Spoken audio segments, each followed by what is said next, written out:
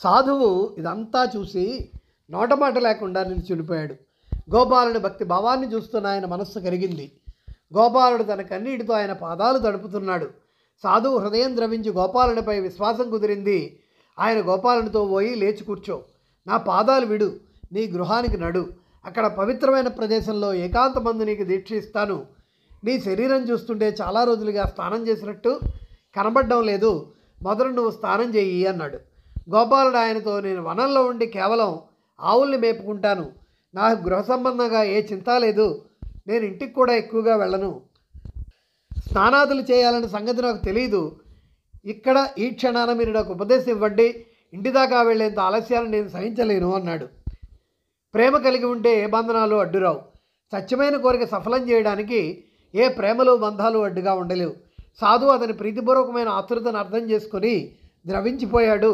అతనితో ఇలా అన్నాడు, తమ్ముడు, సరే నేను నీకు ఉపదేశం ఇస్తాను ఇక్కడ, కానీ దీక్ష తీసుకునే ముందు నువ్వు ఒక ప్రతిజ్ఞ చేయాల్సి ఉంది. చిన్న వ్రతధారణ ఒకటి నువ్వు చేయాలి, మరి నేను చెప్పినట్టు చేస్తావా? గోపాలుడు ఆయనతో, ఓ సజ్జన శ్రేష్ఠుడా, నేను తప్పక చేస్తాను, కానీ నేను గొల్లవాణ్ణి, స్వామి నేను చాలా మాటలు పలుకలేను, అందుచేత చిన్న ఉపదేశం, తేలికైందైనా ఎక్కువే, కాబట్టి అతి తేలికైన ఉపదేశం చేయండి, నేను మాట ఇస్తే దాన్ని నిలుపుకోవడానికి నా ప్రాణాలైనా అర్పించగలను అన్నాడు. గోపాలుని అమాయక మాటలకు సాధువు సంతోషించాడు. గోవింద నామాన్ని స్మరించి అక్కడ కూర్చున్నాడు. మానసికంగా ఆసనశుద్ధి మొదలైనవి జరిపి అనంతరం కమండలంలోని నీటిని తీసుకుని గోపాలుని శిరస్సు మీద చల్లాడు. మంత్రాన్ని గోపాలునికి ఉపదేశించాడు. తర్వాత అతనితో, వత్స, భగవంతుడు ప్రతి ఘటమందు క్రీడిస్తుంటాడు, నువ్వు తినే ఆహారం ముందు గోవిందునికి నివేదన చేశాక భుజించు చాలు, అది బాగా సాధన చేయి, భగవంతునికి నీ మీద తప్పక దయ కలుగుతుంది అన్నాడు. గోవింద అన్న మాట విని గోపాలుడు సంతుష్టాత్ముడైపోయాడు. ఆ తర్వాత సాష్టాంగ దండ ప్రణామం చేసి ఇలా అడిగాడు, స్వామి, గోవిందుడనే ఈ దేవుడు ఎలా ఉంటాడు, ఆయన దర్శనం ఎలా అవుతుంది, ఈ విషయాలు నాకు తెలిసేలా వివరంగా చెప్పండి.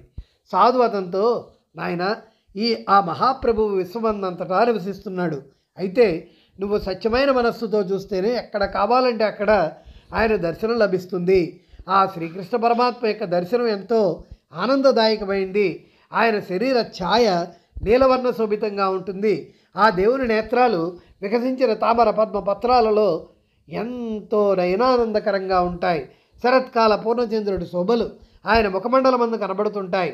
ఒక్కసారి ఆయన దర్శనమైందనుకో, దుఃఖాలన్నీ పటాపంచలైపోతాయి. ఆ శ్రీకృష్ణదేవుని ముఖం అంతా ఆకర్షణీయంగా ఉంటుంది. పెదవులు దొండపండు రంగులో అందంగా ఉంటాయి.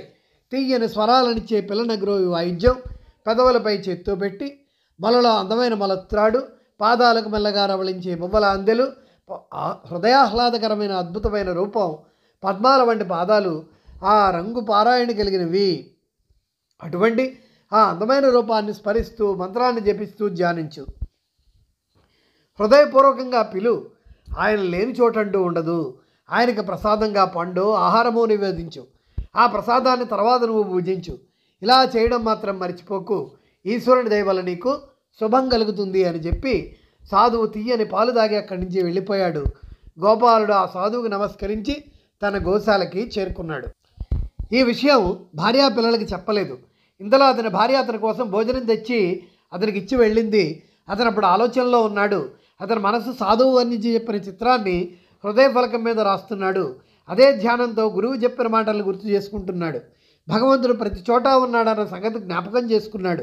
భగవంతుడు అంటున్నా అన్ని చోట్ల ఉంటే ఎందుకు కనిపించడు? గురుదేవుడు చెప్పిన రూపంలో ధ్యానించి చూస్తాను. ఇలా గోపాలుడు అనుకుంటూ తన భార్య తెచ్చిపెట్టిన భోజన సామాగ్రిని చూశాడు. గురువు చెప్పిన మాటలు గుర్తుకు రాగా ఆ భోజన పదార్థాలను ఏకాంతంలోకి తీసుకువెళ్ళాడు. దాని మీద జలం చల్లి తులసి దళం ఉంచి కన్నులు మూసుకొని ధ్యానిస్తూ భోజనం నివేదించడానికి 2 చేతులు జోడించి, ఓ గోవిందా, ఇవిగో రొట్టెలు ఇక్కడ ఉంచాను, వీటిని స్వీకరించు, మా గురువుగారు చెప్పారు భగవంతునికి మొదట నివేదించి ఆ ప్రసాదాన్ని స్వీకరించాలని. కానీ భగవంతుడు వచ్చి ఆ ప్రసాదాన్ని తీసుకోలేదు. అందుకు గోపాలుడు చాలా బాధపడ్డాడు. ఆ రొట్టెలను అడవిలో పారేసి గోశాలకు వచ్చి కూర్చున్నాడు. అతడు రాత్రి ఏమీ తినలేదు. 2వ రోజు మధ్యాహ్నం అతని భార్య మామూలుగా భోజన పదార్థాలు అక్కడ పెట్టి వెళ్ళిపోయింది. ఆ రోజు కూడా ఏకాంతంలో కూర్చొని భగవంతుడిని పిలిచాడు. గోవిందుడు రాలేదు, భోజనం చేయను లేదు. గోపాలుడికి చాలా ఆకలి వేసింది. అప్పుడు గోపాలుడు మనస్సులో ఇలా అనుకున్నాడు, భగవంతుడికి రొట్టెలు నివేదించకుండా తినను, భగవంతుడు ప్రసాదం తినేదాకా నేను ఉపవాసం ఉంటాను అని మనస్సులో గట్టిగా అనుకొని ఆహారం తినకుండా ఉండిపోయాడు. ఇలా రోజులు గడిచిపోతున్నాయి. అదే ఈనాటి వారైతే గురువన్నా దైవమన్నా ఎక్కువ శ్రద్ధ చూడపడం లేదు సరికదా, భక్తి భావాన్ని విడిచిపెడుతున్నారు. కానీ ఆ రోజులు ఈనాటి రోజులు లాంటివి కావు. ఈ రోజులు ఎలాంటివంటే నేను అనే ఆహారాన్ని ప్రధానంగా చూసుకునే రోజులు. ఆనాటి గ్రామీణుడైన గొల్లవాని హృదయంలో ఎలాంటి కుతర్కానికి తావులేదు. ఆకలిగొన్న వాడిని చూసి చాలా బాధపడేవాడు. అతడు దీన్ని ఓ వ్రతంలా భావించి ఆ విషయంలో చాలా దృఢ నిశ్చయం కలిగి ఉన్నాడు. అలా అవిచ్ఛిన్నంగా 18 రోజులు గడిచాయి. గోవిందుడు రాలేదు, గొల్లవాడు భుజించను లేదు. గొల్లవాడు భోజనం చేయకుండానే ఉంటున్నాడు. 18 రోజులుగా భోజనం చేయని కారణంగా నానాటికి క్షీణించిపోతున్నాడు. కడుపు లోపలికి పోయింది, కన్నులు గుంటలు పడిపోయాయి, మనిషి నిలబడితే వంగినట్లున్నాడు. ఇదంతా చూసి అతని భార్య, ఇలా చిక్కిపోతున్నారేమిటి, ఇంత నీరసించిపోవడానికి కారణం ఏమిటని ప్రశ్నించింది. ఎంత అడిగినా అతను జవాబు చెప్పలేదు. ఆమె మాత్రం ఏకాంతంలో కూర్చొని భగవంతునికి నివేదించి ఆహారం ఇచ్చి వెళ్ళిపోతోంది. గోపాలుడు ఆహారాన్ని భగవంతుని నివేదించి ధ్యానిస్తున్నాడు. ఏమైనా తన వ్రత విషయంలో మటుకు చాలా ఖచ్చితంగా ఉంటున్నాడు. అతని ఆలోచన ఏమిటంటే, ఈ ప్రపంచంలోకి వచ్చిన తర్వాత వెనకో ముందో చావక తప్పదు. గురువు చెప్పిన మాట తప్పడం దేనికి, ఆయన చెప్పింది నిజమే. ఇక్కడ చనిపోయినా అక్కడ గోలోకంలో భగవంతుడి దర్శనం తప్పక అవుతుంది. ఏదేమైనా గురువు చెప్పిన దాన్ని మాత్రం విడవడం జరగదు అని గట్టి నిశ్చయానికి వచ్చాడు. గురువు మాటపై ఎంత శ్రద్ధ అతనికి. గోపాలుడు ఉపవాసాలు చేయడం మొదలుపెట్టి ఇప్పటికీ 27 రోజులు అవుతోంది. ఒంట్లో శక్తి తగ్గిపోయింది, కళ్ళు తెల్లబారిపోయాయి. రేపో అతని లోకం నుండి మరో లోకానికి ప్రయాణమయ్యేలా ఉన్నాడు. భార్య మాత్రం ఆహారం తీసుకొని వస్తూనే ఉంది. భర్త పరిస్థితి ఆమెకి విచారం కలిగిస్తోంది. అప్పుడు ఇలా అంది, మీకు ఇప్పుడు ఏమైంది, ఎందుకు ఇలా అయిపోతున్నారు? దీనికి అతను జవాబు ఇవ్వలేదు. అయితే నేను ఈ పూటకి ఇంటికి వెళ్ళను అందామె. దానికి అతను సమ్మతించలేదు. భర్తాజ్ఞ మీద ఆమె ఇంటికి తిరిగి వెళ్ళింది. ఎంతో ఇష్టంగా కష్టంగా భార్య వెళ్ళడం చూసి అతి కష్టం మీద లేవలేక అతను లేచి ఆహారాన్ని ఏకాంతంలోకి తీసుకువెళ్ళి భగవంతుని ధ్యానించి కూర్చోకుండా భగవానుని పిలవసాగాడు. ఒంట్లో నీరసం బాగా ఉంది, శక్తి లేదు, బలం తగ్గిపోయింది. ప్రార్థన చేయసాగాడు. మనస్సులో ఇలా అనుకుంటున్నాడు, ఓ ప్రభు, ఇదే నా ఆఖరి ప్రార్థన అని నమస్కరించసాగాడు. అతనిలో శ్రీహరిని చూడాలన్న ఉత్కంఠ ఎక్కువైంది. మనస్సులో వ్యాకులత పెరిగింది. హృదయంలో నుంచి గోపాలుడు శ్రీహరిని పిలవసాగాడు. ఆ పిలుపు శ్రీహరి యొక్క అంతరంగంలోకి ప్రవేశించింది. ఇంకా శ్రీహరి ఎలా దాగి ఉండగలడు? తొందరగా గోపాలుని ఎదుట ప్రత్యక్షమయ్యాడు. భగవంతుడి సుందర రూపం గురుదేవుడు చెప్పిన మాదిరిగానే ఉంది. ఆయన పీతాంబరాలను ధరించి ఉన్నాడు. ముఖమెంతో మనోహరంగా ఉంది. ఆయన శరీరం అంతా కాంతిపుంజంగా ఉప్పుతోంది. ఆయన హస్తపద్మంలో మురళి ఉన్నది. కోటి ప్రబల కాంతులతో ప్రకాశిస్తున్న ఆయన్ని చూసి గోపాలుడు ముగ్ధురైపోయాడు. గోపాలుడు అప్పుడు పొందిన ఆనందానికి అంతులేదు. గోపాలుడు నిరసించిపోయిన శరీరంలో ఓ రకమైన జాగృతి కనబడింది. అతనిలో ఒక నూతన చైతన్యం పడచూపింది. అతను ఒక్కసారిగా భయభ్రాంతుడైపోయాడు. ధ్యానంలో ఏ రూపాన్ని భావించాడో అదే రూపం కన్నుల ముందు సాక్షాత్కరించింది.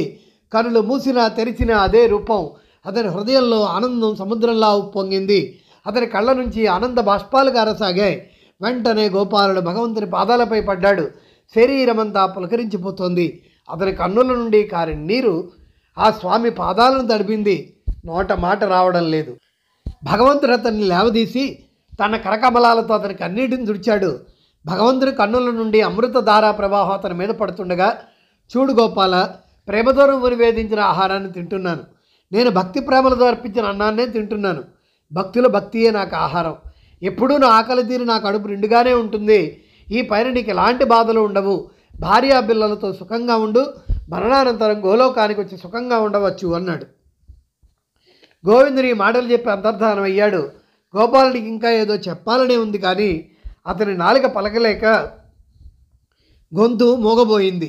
భగవంతుడు ఏ దిశగా అంతర్ధానమయ్యాడో ఆ దిశకే గోపాలుడు చూడసాగాడు. భగవంతుని అంతర్ధానాన్ని గోపాలుడు సహించలేకపోయాడు, ఏడ్చాడు. తర్వాత ఎలాగో గుండెరాయి చేసుకొని ఆ మూర్తిని దర్శించినందుకు ఎంతో సంతోషపడుతూ ఆయన భుజించిన శేషాహారాన్ని గోపాలుడు భుజించాడు. భగవంతుని ప్రసాదం తింటుంటే అతనిలో ఎంతో శాంతి ఆనందం కలిగాయి. ఆ ప్రసాదం తింటూ తన గురువుని తలుచుకొని ఆయన సుగుణాలను కీర్తించాడు. అతని ముఖం నుండి జయ గోవింద, జయ గురుదేవ, జయ గోవింద గోవింద అన్న మాటలు వెలువడజొచ్చాయి. భోజనం పూర్తయింది. 27 రోజుల ఆకలి సాధించడం కాదు, జన్మ జన్మాంతరాల ఆకలి దప్పులు సాధించాయి. ఇదంతా గురు కరుణా కటాక్షం వల్లే జరిగింది. తన ఏకాంతత శ్రద్ధామూలంగా పరమ కారుణికుడైన దేవదేవుడైన గోవిందుని దుర్లభ దర్శనం చేసుకుని గోపాలుడు జీవితాన్ని సార్థకం చేసుకున్నాడు.